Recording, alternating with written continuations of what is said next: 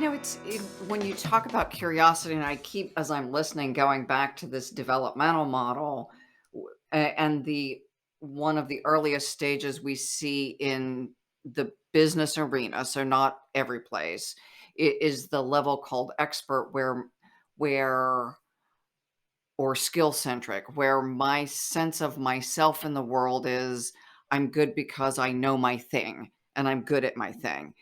And at that level, until I am secure enough in my thing, curiosity throws me into this I don't know stuff space, and that feels dangerous. So it seems like I've got to get through this bit of developmental maturity, and then curiosity can come back online.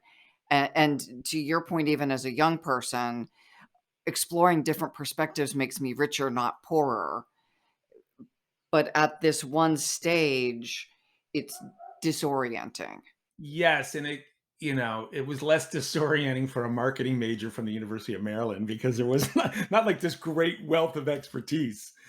I think it's harder for people that are technically brilliant. I think they have a harder I think they have a harder road to hoe here, because that does define them to such a large degree.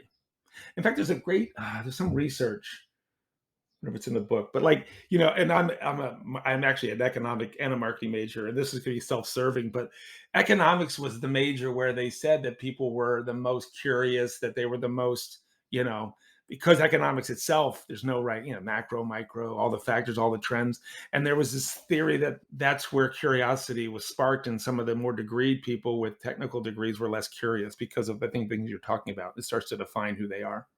I have one great story. There was this chemical, and I do executive coaching. I was coaching this guy. He was 35 years old, and he was the youngest plant manager at this company. And he was a graduate from Georgia Tech, and he was an engineer. And he talked to me about his degrees and everything.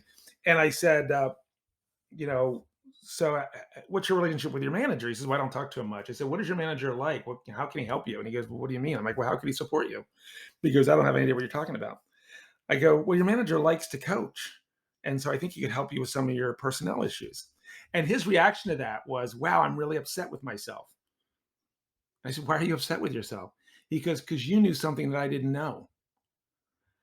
And I said, well, there's your problem.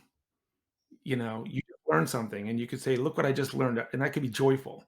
But in your world frame, your worldview, learning means you're not competent. Learning something new at you're 35 years old.